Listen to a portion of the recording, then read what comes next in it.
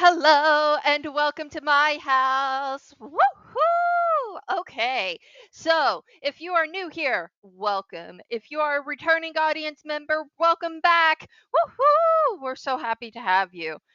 I would like to welcome you to the Fidel Academy. Here we usually cover sports. Yours truly, Victoria Heeks Knight. I have been covering hockey for the past couple of months, but I decided to start a side project called the Rosebud Podcast. And basically, this side of the channel I figured would be true crime. And here's why. I love following true crime, and I also love to study it. I love studying criminal justice and everything to do with it for the most part. There's elements where where I don't like it, but what have you. So anyway, I decided to stick my toes into this side of YouTube and see what happens basically. So here I'm Heeks. Over on the sports side, I'll be Victoria Heeks Knight. So basically is what I figured I would do today is basically talk about something that has caught my eye. And one of the things that has caught my eye a lot recently is family vloggers.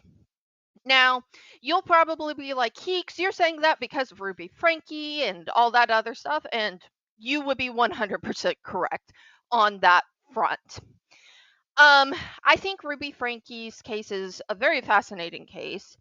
It's a very public case too, and I will be talking about it because how can at this point how can you talk about family vloggers and not talk about Ruby Frankie and Jody Hildebrand? So, here's what I want to do today. I want to talk about family vloggers.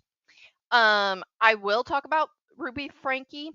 I'll talk a little bit about case law. I'm still a little I'll get into it a little bit later on, but it's for me, the case law is a little hard to follow, and I'll explain why. I will be touching on quiet on set as well as child actors because essentially family vloggers have child actors. So I think it's hard not to draw parallels. So, anyway, let's get into this. So, first off, I want to get into family vloggers. Okay. Family vloggers, for those of you who don't know, are people, typically parents, who make videos and put their kids on camera and get money from it. That's it in a nutshell. There's so much more to unpack. Um, and so much more to it than just that. But that's it in a nutshell. So, and Ruby Frankie is the like huge like name that is being thrown around right now. Um, Eight Passengers was Ruby Frankie's channel, and there are so many other family vloggers out there that a lot of them um border on questionable and ethical. And then you have like the Ruby Frankies and the Daddy 5 vlogging channels that really push that envelope of this is not normal in any sense of the word. Now, I do want to do a quick shout out to Auntie Swoop. If you're watching, I am a huge fan. I have been watching your videos for years and years now. And I have been I decided since I would be talking about Ruby Frankie, I would include links to some of her videos Auntie Swoop, you do an amazing job. Thank you so much for bringing critical thinking and a sharp educational eye to the platform, especially when it comes to topics such as family vloggers and other questionable instances. I have been following the Ruby Frankie story through you, as well as other outlets. So I just want to say thank you, and I'm really excited to get into this. All right. I will be referencing Swoop a little bit as well, just to say that she's amazing. All right, so let's get into Ruby Frankie. Ruby Frankie was a creator of Eight Passengers, a YouTube channel that featured her and her kids and her husband Kevin. Now, I'm not going to get into all the nitty gritty of everything that happened, and I'm going to try and censor as much of uh, the things that happened as I can. And I'm going to allude to things. I'm not going to actually um I'm going to do my best not to say 100% what happened. But and all of that is out of respect for people involved in the case, and especially for the minor children.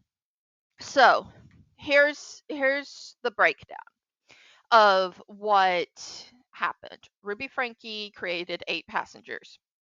There were a ton of questions raised based off of her parenting techniques, and one of them, I think one of the big red flags and what really sent people running to ask questions would be the video that her eldest son let slip that he had been punished by Ruby taking away his room, and he'd been sleeping on a beanbag for, I think it was 7 months. So that that's alarming. I have a background in criminal justice, and everything that I ever learned in criminal justice, you don't do that, if that makes sense.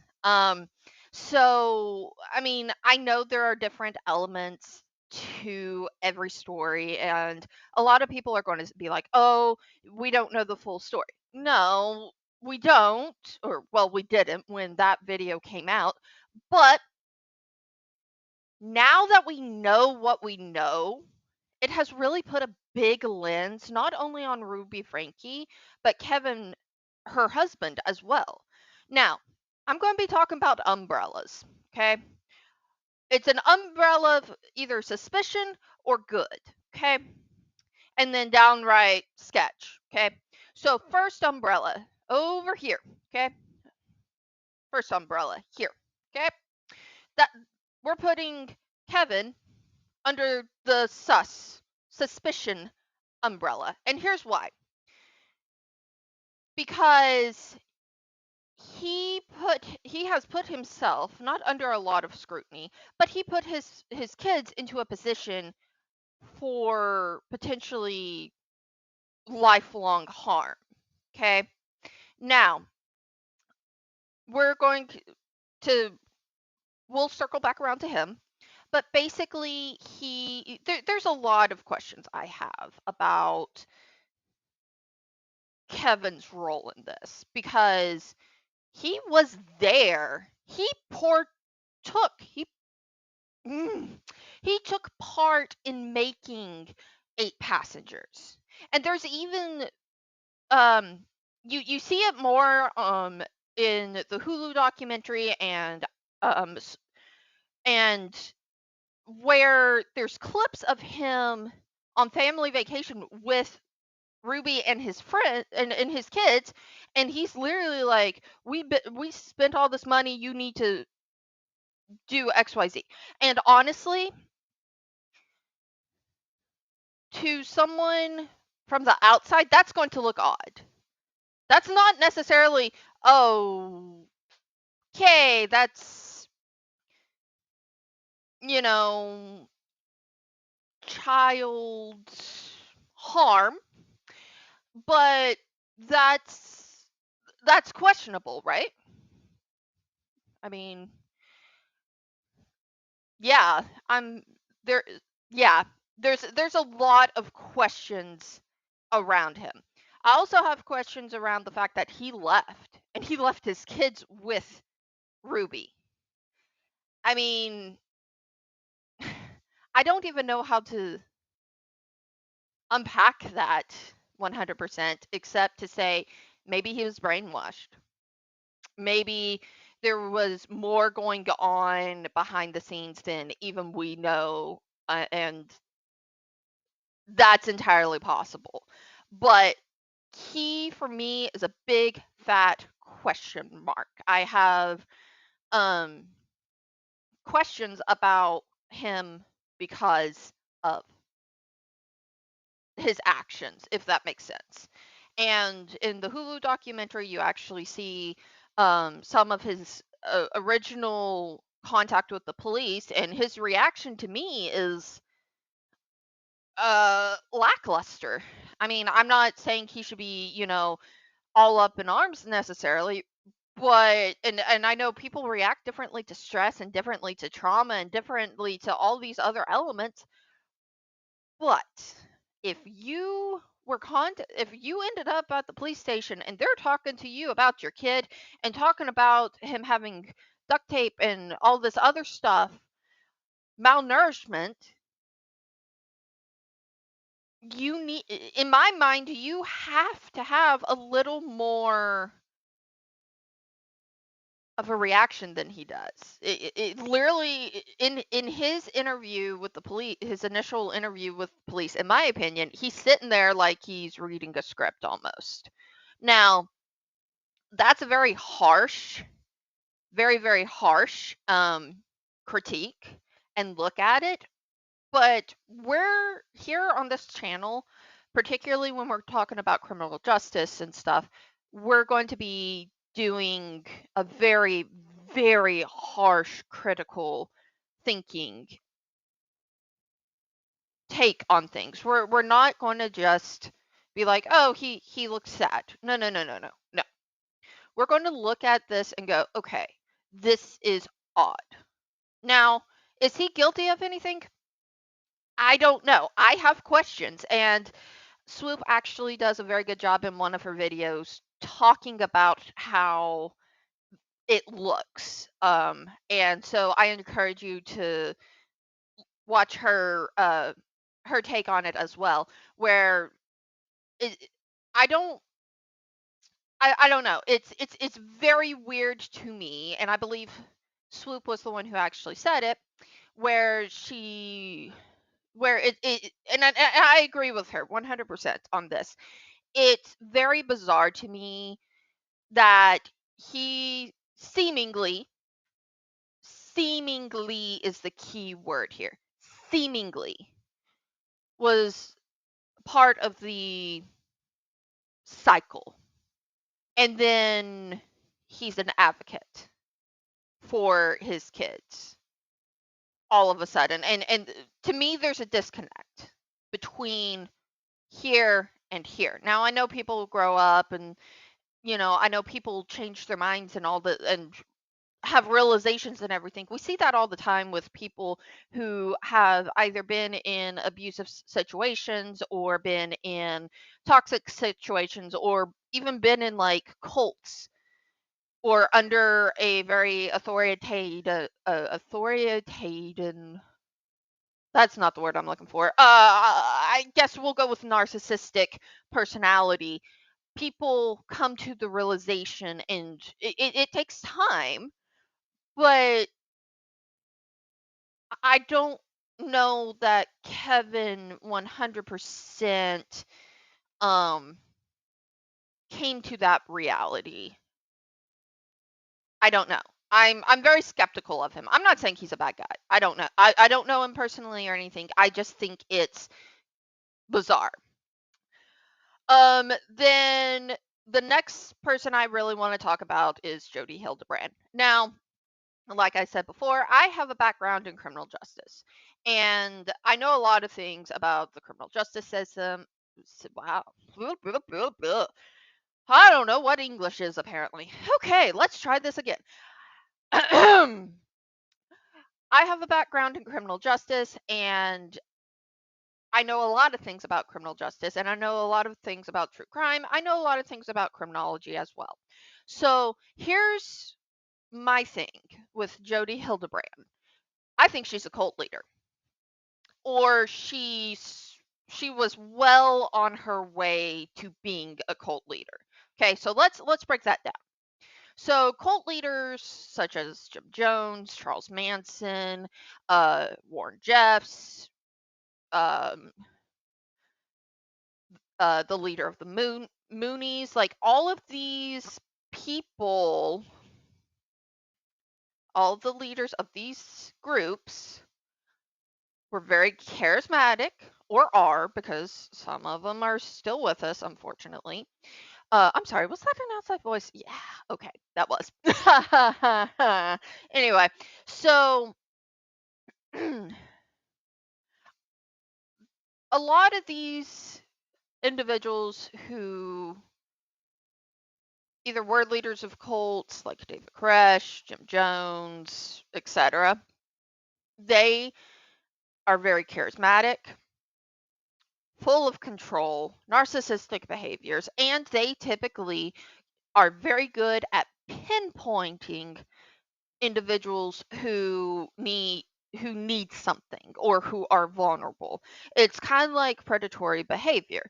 You like if you think about like a I don't know a I'll say a lion.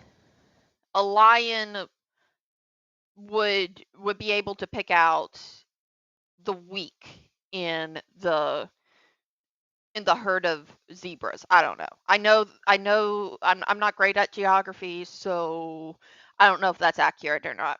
But my point is people who have that kind of ability are exceedingly dangerous. And I think Jodi Hildebrand was very good at picking out who was vulnerable and exploiting them. So I think she was well on her way to being the next Jim Jones, the next Charles Manson. I think she was well on her way. Where I think she slipped up pretty hard was involving herself with Ruby Frankie. Now, let's talk about that relationship. This relationship to me is very reminiscent of Ian Brady and Maura Henley. If you don't know anything about them, please Google them. If you want me to do more serial killer content or more cult content, I am more than willing to do that. So there is so much to unpack there. That's a whole nother video. If you want it, please keep it cute in the comments below. Anyway, so let's talk about why I think Ian Brady and Maura Henley are very reminiscent of Jodi Hildebrandt and Ruby Frankie. Is because there's a question I have, and I've not really heard people ask this question of um would Ruby Frankie have actually enacted or actually acted on the or basically would she have done what she did if she had never met Jodi Hildebrandt?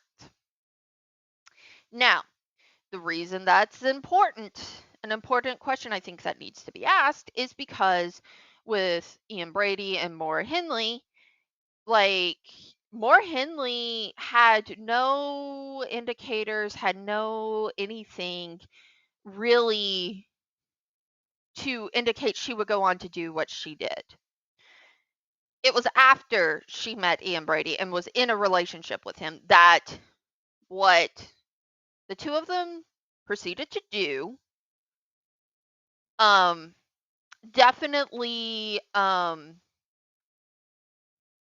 there's definitely those questions. there. Would she have done what she did if she had never met Ian Brady? And I think there's kind of two sides to the Jody Hildebrandt and Ruby Frankie scenario, if you will, where it's kind of like Ruby Frankie was already kind of showing those tendencies, particularly if you look at the videos before Jody came in the picture. She was already showing those tendencies. And I think there's a likelihood she could have escalated. But but would she have escalated to the point that she did if Jody Hildebrandt had never come into the picture? That's kind of up for debate, in my opinion, because it's kind of like my mama. She used to tell me all the time, she's like, be careful who your friends are, because eventually you're going to start acting like them. And I think that's exactly what potentially happened here with Ruby Frankie and Jody Hildebrandt. Now, I know we're going, I know I said we're going to talk about family vloggers, so we're going to keep going. Okay. I could talk about Jody Hildebrandt and Ruby Frankie for hours, literally hours, because there's so much going on with this. So let's look into some case law. Okay. Again, Auntie Swoop, thank you so much for making your videos. I absolutely love her explanation of this. So I highly encourage you to look at her video where she talks about Coogan's Law. Now, I have heard of Coogan's Law before. I, however, did not know the exact nitty gritty of it. And I also didn't realize until I looked into it even further, it's not necessarily nationwide. Okay, so Coogan's Law. I had to write this down. So let me let me read this, okay? Coogan's Law. Most states have laws similar to California's Coogan's Law, which requires a portion, usually 15%, of a child actor's earnings to be deposited into a trust account, inaccessible until the child reaches adulthood. This is to protect the child's earnings from potential misuse by guardians or parents. Okay, my little rosebuds, let's think about that. Let's think about that a hot minute. Okay. Okay, I said a minute. So Coogan's Law basically says the reason I'm bringing this up is because Ruby Frankie's daughter, um, I'm not going to say her name here, but her daughter talks about how um, growing up with Ruby Frankie, they weren't exactly paid. It was a lot of, hey, you do these videos and we get this, we get X amount of money and we can go to Disneyland or something like that. And I'm like, okay, so that's payment. Technically, that's payment. It's an exchange of goods, if you will, or what have you. You are doing something to receive something, right? So to me, that's child labor, right? Like, I don't know if I'm thinking about that correctly. And I did try to find a good source and a good explanation of exactly what the law, particularly in Utah, um, was. And it's very confusing because it's like I noticed with, and this is why I bring up Coogan's Law, and this is also why I said I was going to mention Quiet on Set and other child actors, but we're getting there. We're getting there. We're getting there, I promise. So, The reason I mentioned Coogan's Law, Quiet on Set, and other child actors is because seemingly with YouTube, there seems to be very little protection.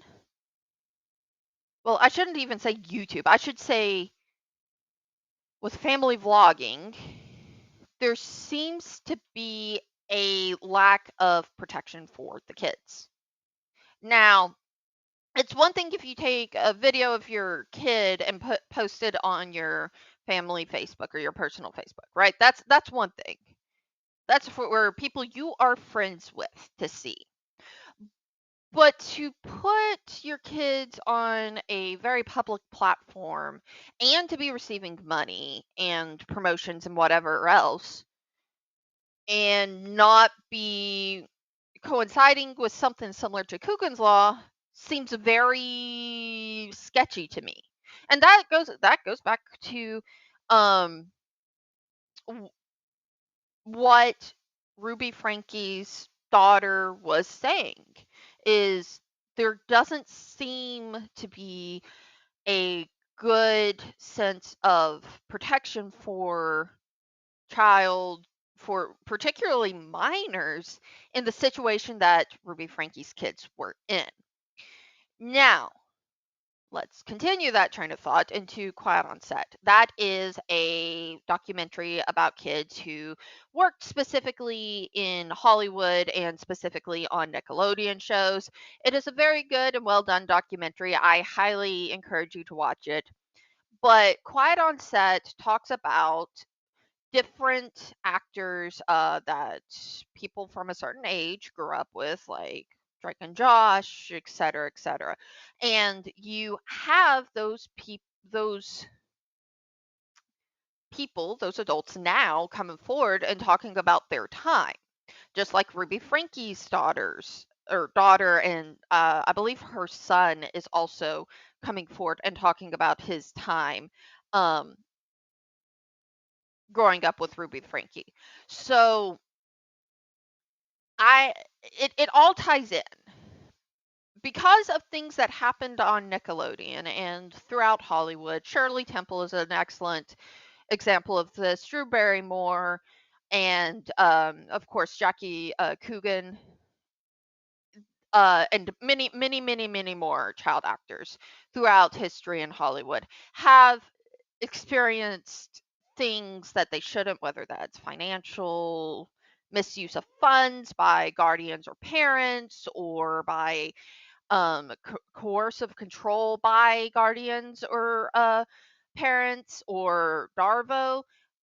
Again, Auntie Swoop, thank you so much for educating the masses on what Darvo is. Darvo is a um, power dynamic control. I 100% encourage you to look at Auntie Swoop's video in order to fully understand it. But basically, Darvo is a power dynamic where a bad example would be like if a teacher is using a student's grades for we'll say certain favors. So that's coercive control. That is also a very bad example of what Darvo is. So I think it's important for us to look at these channels and look at them with a critical eye, and really be open minded and really be critical and use our critical thinking skills in order to really, really 100% understand what is happening. And the Ruby Frankie case is definitely a case that really struck a chord because not only are you dealing with minors and kids and people and individuals who can't speak up for themselves, you're dealing with some individuals that, for lack of a better term, are kind of wacky. Now, I do want to continue on that a little bit. I shouldn't Wacky is not the right term, but wacky is not the correct term.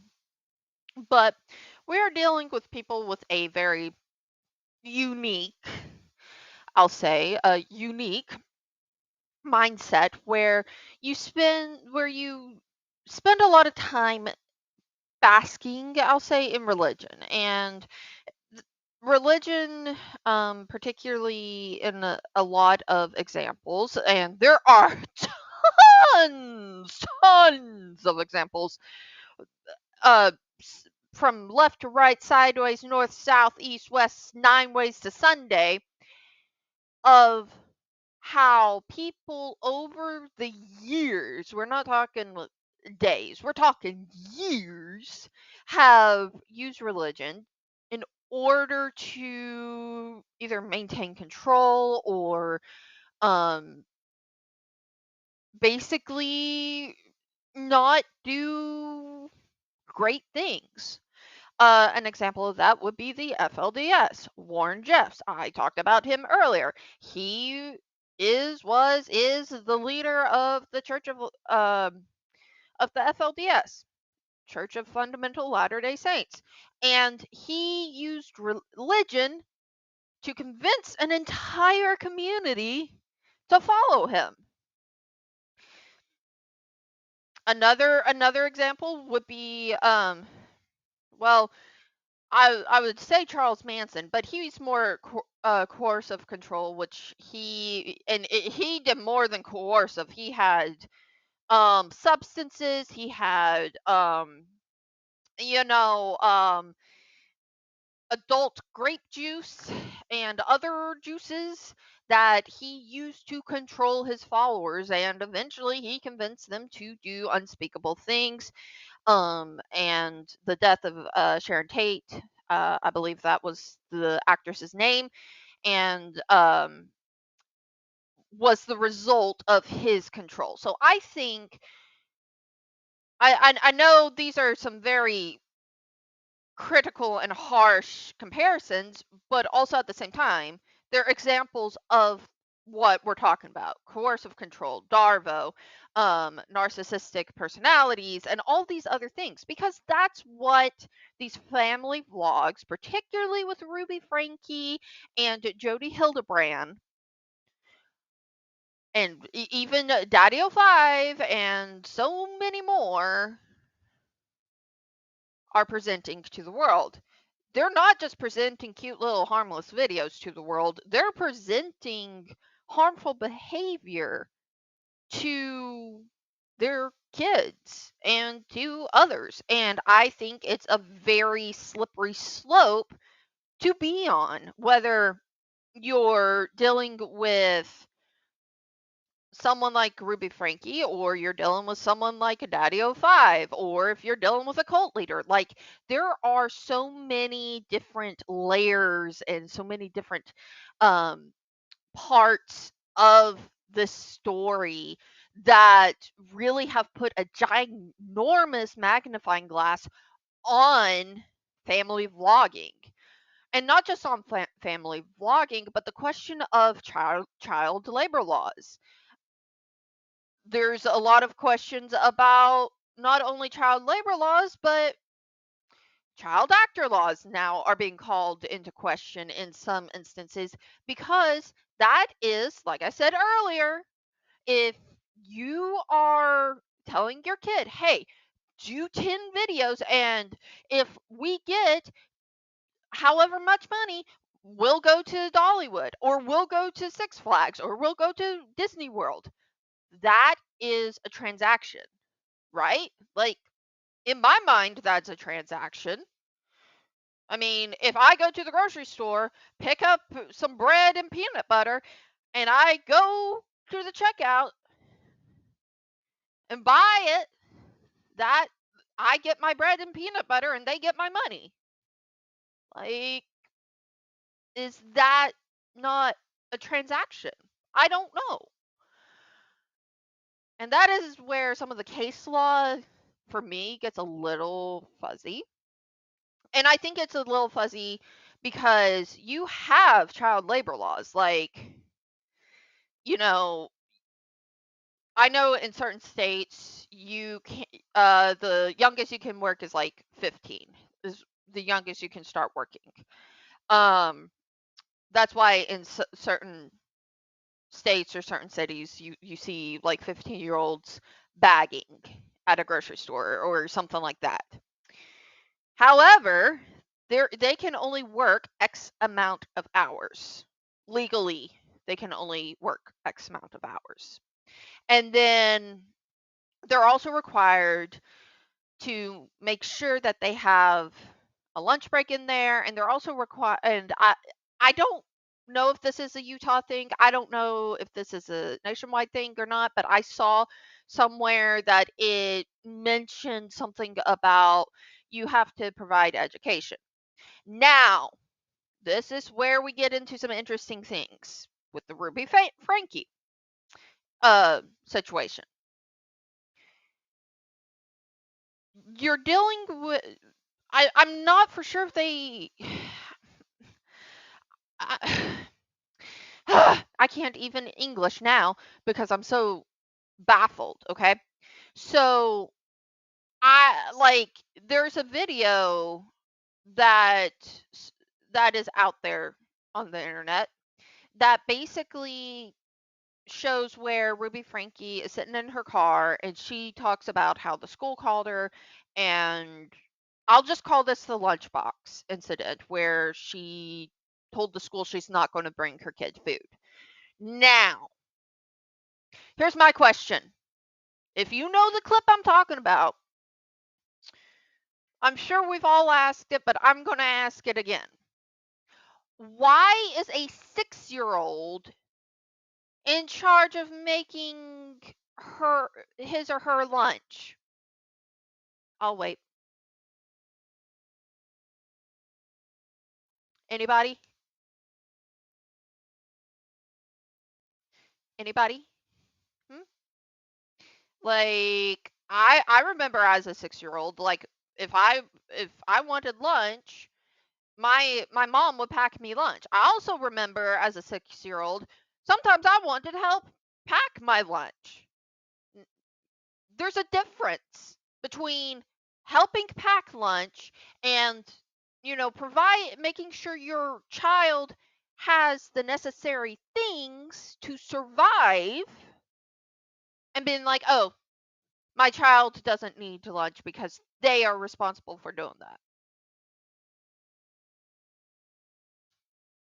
Um, anyone? Audience? Peanut gallery? We like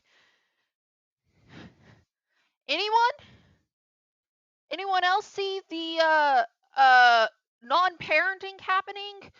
Raise your hand. Show of hands. Hello. Like, I do not understand that mindset. I'm trying to be neutral and critical thinking and everything. So let's. Whew, okay.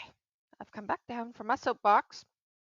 Now, because of all these things, it is in my opinion, it's important to look at all, like not just like a handful of family vlogs. I think all deserve to be at least somewhat scrutinized. Especially if you're dealing with, especially if there's situations where people are literally voicing concern over the well-being of your children or the appearance of whoever's showing up in those videos. Because and a I don't know. It's just so from I have so many conflicting opinions on this, because on the one hand, it is a very, very, very fascinating case study. Okay, very fascinating set of case law and very fascinating um, s- case to study because of how it started and how it evolved and how it ended up.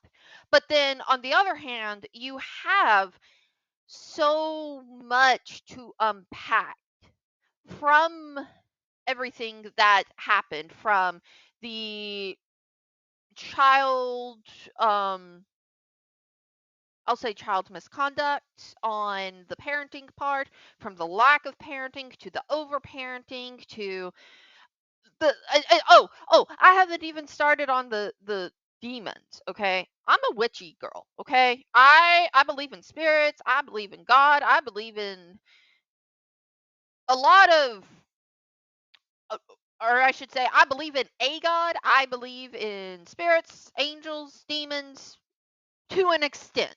Okay, I've never actually seen one, so again, we have the facts, and I am someone who likes evidence, physical evidence. Okay.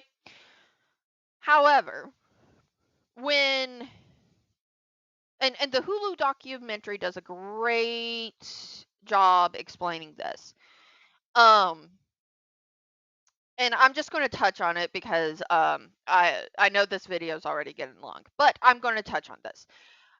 In the Hulu documentary, they talk about Jody Hildebrandt actually telling Ruby Frankie and Kevin that her house was infested with demons or possessed by demons. And like even Kevin in an interview, I believe this was in the Hulu documentary, talked a little bit about how, yeah, we stayed at her house and like a handprint showed up on the window. And I'm like,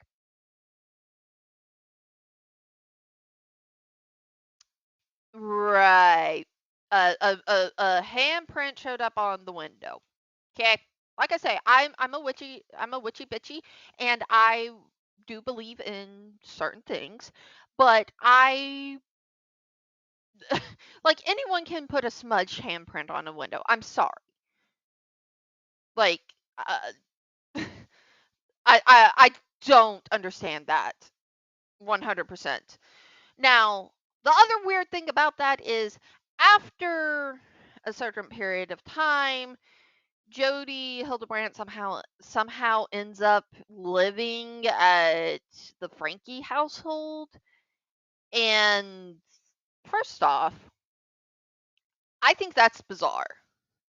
Why would your counselor, your marriage counselor no less, be living in your house and then claiming to see, feel whatever demons in your house? Like, I'm not a skeptic, but when it comes to something like that, I go, okay, um, clearly we need to have a different conversation here because I think this is more than just, some sort of religious crisis or whatever you want to call it. But anyway, and I'm also that person that I'm very blunt, and if you come up to my house and you start saying you see demons and you start, talking in tongues and all that other stuff, I'm gonna be like, we're going down to the church. I know a pastor. I know someone who knows somebody who knows somebody. We gonna extra. We gonna make sure we gonna bless you with the holy oil, the holy water. We gonna make sure that whatever you got going on gonna be taken care of. Now, if that don't fix you, is what we're going to do is we're going to go down to the local ER and we're going to have you sent in for a psych eval or both. But we ain't having that up in my we ain't having that up in my house. Nope, not today. Nope, not today. Not at all. Nope, not at all. I also think it was and the other thing that was weird about that, and this is the last thing I'll say, but the other thing I thought that was weird was her daughter who had moved out for college or like moved out but like gone off to college said that Jody was staying in her bedroom. Like, excuse me, why is a grown woman staying in a in a in someone's daughter's bedroom when you know this person comes home to visit? Like, I'm sorry. That just Can I say invasion of privacy? Is that like that just seems so bizarre to me. So, anyway, so as I said, uh this is just a little bit of a dabble into this side of the internet. And I look forward to also continuing to explore the side of of my channel, and we will continue to have fun. As always, if you are new here, thank you so much for coming. I hope you enjoyed this video. If you are a returning audience, again, thank you so much for coming back, and I hope you enjoyed this video. As always, thank you for coming to the Femme Fidel Academy, and as always, thank you for coming to my house. Bye, y'all.